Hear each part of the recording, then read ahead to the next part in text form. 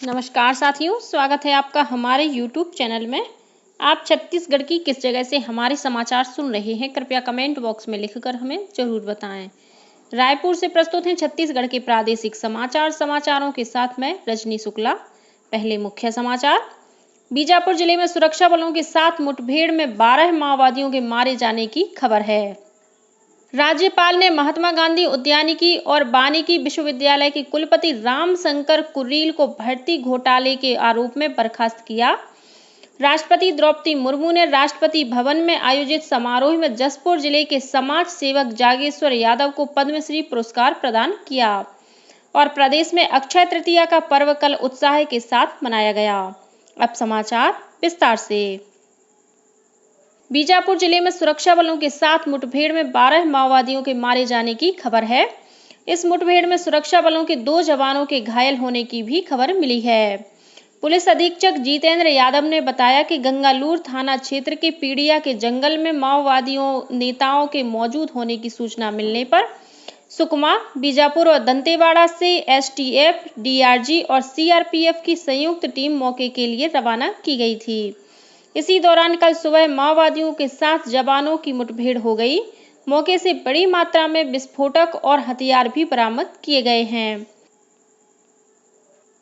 राज्यपाल विश्वभूषण हरिचंदन ने दुर्ग जिले के पाटन स्थित महात्मा गांधी उद्यानिकी और वानिकी विश्वविद्यालय के कुलपति डॉक्टर रामशंकर कुरील को बर्खास्त कर दिया है।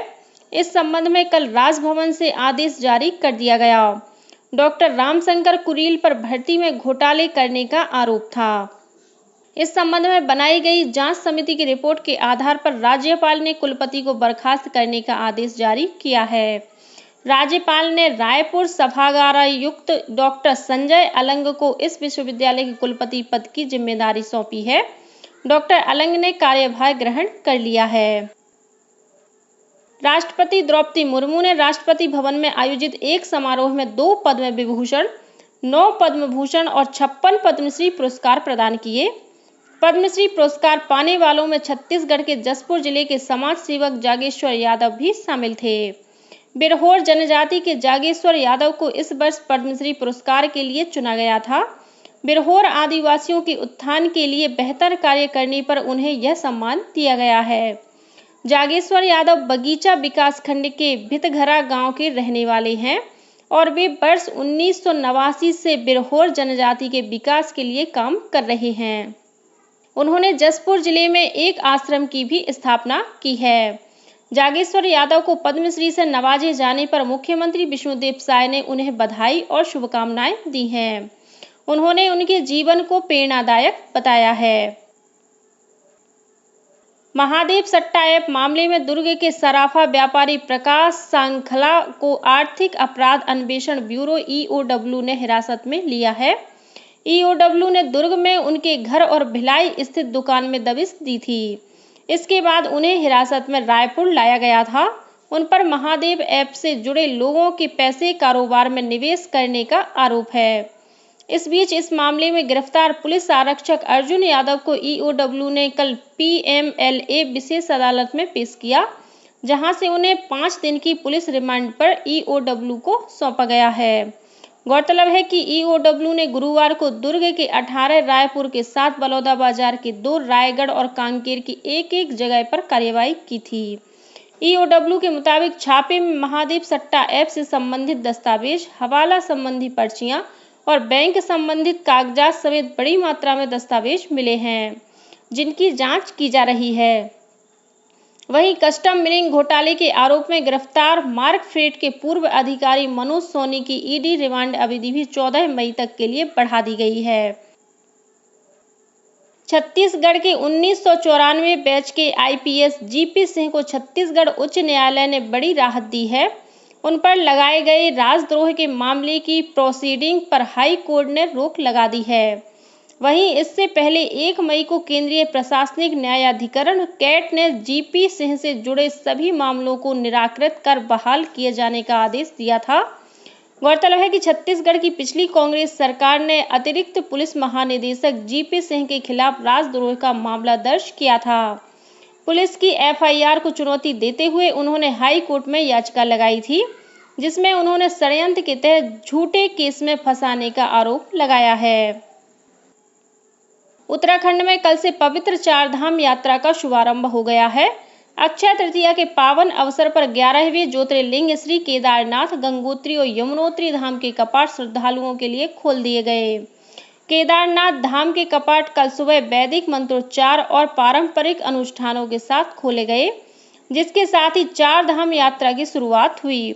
वहीं बद्रीनाथ के कपाट कल 12 मई को विधि विधान से खोले जाएंगे। मुख्यमंत्री विष्णुदेव साय ने कल 10वीं और 12वीं के टॉपर विद्यार्थियों से सीधे वीडियो कॉल कर उनसे बात की और उन्हें सफलता के लिए बधाई दी। बच्चों के लिए अपने मुख्यमंत्री से इस तरह अचानक रूबरू होना बेहद आनंददायक अनुभव रहा। मुख्यमंत्री ने बच्चों से उनके भविष्य की योजनाओं के बारे में भी पूछा और उन्हें लगातार परिश्रम करने की सलाह दी। मुख्यमंत्री ने बच्चों को देश का भविष्य बताते हुए उनके अभिभावकों और गुरुजनों को भी बधाई तथा शुभकामनाएं दी। प्रदेश में अक्षय तृतीया का पर्व कल उत्साह के साथ मनाया गया। छोटे बच्चों ने जहां गुड्डे गुड़ियों का विवाह रचाया, तो वहीं लोगों ने मंदिर देवालयों में दान दक्षिणा कर विशेष पूजा अर्चना की। इस मौके पर राजधानी रायपुर सहित प्रदेश के विभिन्न स्थानों पर भंडारे का भी आयोजन किया गया। वहीं सराफा बाजारों में भी काफी रौनक रही। रायपुर के इंदिरा गांधी कृषि विश्वविद्यालय में कल अक्षय तृतीया पर अतिथि तिहार समारोह का आयोजन किया गया। कुलपति डॉक्टर गिरीश चंदेल ने विश्वविद्यालय परिसर में माटी पूजन और बीज संस्कार कर खेत में धान के बीजों की बुआई की। इस मौके पर उन्होंने विश्वविद्यालय की आंतरिक बस सेवा का शुभारंभ भी किया। इस बीच इस वर्ष अक्षय तृतीया पर होने वाले बाल विवाह को रोकने के लिए जिला प्रशासन मुस्तैद रहा। दंतेवाड़ा कलेक्टर मयंक चतुर्वेदी के निर्देश पर यूनिसेफ के सहयोग से जिला बाल संरक्षण इकाई द्वारा बाल विवाह की रोकथाम के लिए 25 अप्रैल से 10 मई तक बाल विवाह रोकथाम पखवाड़े का आयोजन किया गया। इसके तहत यूनिसेफ के युवोदय वॉलेंटियर्स द्वारा पहले पढ़ाई फिर विदाई नारों के साथ जिले की सभी पंचायतें और शहरी क्षेत्रों में बैनर, पोस्टर, रैली, नुक्कड़ नाटक, रंगोली और सुपोषण चौपाल जैसे विभिन्न आयोजनों के माध्यम से बाल विवाह के दुष्परिणामों की जानकारी दी गई। इस बीच जांजगीर चांपा जिले के अकलतरी गांव में जिला प्रशासन की मदद से एक नाबालिग कन्या की शादी रुकवाई गई। सूचना मिलने पर महिला और बाल विकास के अधिकारियों ने गांव में दबिश दी और नाबालिग लड़की की शादी रुकवाई। वहीं इसी जिले के चौरा भाटा और पामगढ़ के तनौद में प्रशासन ने 2 नाबालिग लड़कों का विवाह रुकवाया। प्रदेश कांग्रेस अध्यक्ष दीपक बैज ने कहा है कि प्रदेश में स्वामी आत्मानंद स्कूलों का नाम बदले जाने का उनकी पार्टी हर स्तर पर विरोध करेगी। उन्होंने कल एक बयान जारी कर कहा कि स्वामी आत्मानंद छत्तीसगढ़ में जन्मे एक विद्वान संत और विश्वविख्यात आध्यात्मिक व्यक्तित्व थे, इसलिए उनके नाम पर कांग्रेस सरकार ने आत्मानंद स्कूल शुरू किए थे। श्री बैज ने कहा कि भारतीय जनता पार्टी की सरकार स्कूल से उनके नाम को हटाना चाहती है। शासन की ओर से स्वामी आत्मानंद स्कूल योजना का नाम बदलकर पीएम श्री करने का आदेश जारी किया गया है। श्री बैज ने आरोप लगाया कि भारतीय जनता पार्टी इन स्कूलों को बंद करने की साजिश कर रही है, जो छत्तीसगढ़ के गरीब बच्चों के साथ अन्याय है। और अब पेश है मौसम का हाल। प्रदेश में आज 1-2 स्थानों पर हल्की वर्षा होने या गरज चमक के साथ छींटे पड़ने की संभावना है।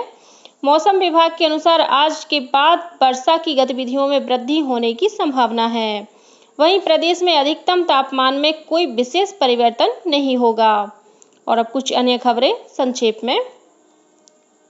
कजाकिस्तान में आयोजित यूथ बॉक्सिंग चैंपियनशिप में दक्षिण पूर्व मध्य रेलवे बिलासपुर की मुक्केबाज पूनम ने स्वर्ण पदक हासिल किया है।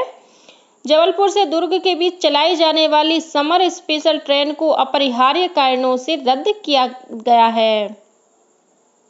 बालोद जिले के तांदुला जलाशय में डूबने से एक व्यक्ति की मौत हो गई। यह व्यक्ति दुर्ग में पीडब्ल्यूडी विभाग में पदस्थ था और शादी के सिलसिले में हीरापुर गांव आया हुआ था। राजनांदगांव जिले के जंगलपुर और रामपुर गांव के बीच देर रात मालवाहक वाहन की चपेट में आने से मोटरसाइकिल सवार लखौली निवासी एक युवक की मौत हो गई। पुलिस ने वाहन चालक को गिरफ्तार कर लिया है। वहीं इसी जिले के खुर्सीपार गांव में सड़क हादसे में मोटरसाइकिल सवार एक युवक की मौत हो गई। जबकि 2 अन्य युवक घायल हो गए हैं। जांजगीर के रामनगर इलाके में कल एक गोदाम में आग लगने से लाखों रुपए का सामान जलकर नष्ट हो गया। फायर ब्रिगेड की मदद से किसी तरह आग पर काबू पाया गया। इस गोदाम में बीज और अन्य सामग्री रखी हुई थी।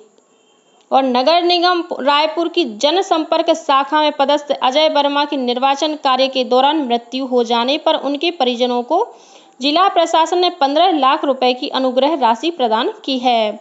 इसी के साथ छत्तीसगढ़ के समाचारों का ये बुलेटिन समाप्त हुआ। नमस्कार।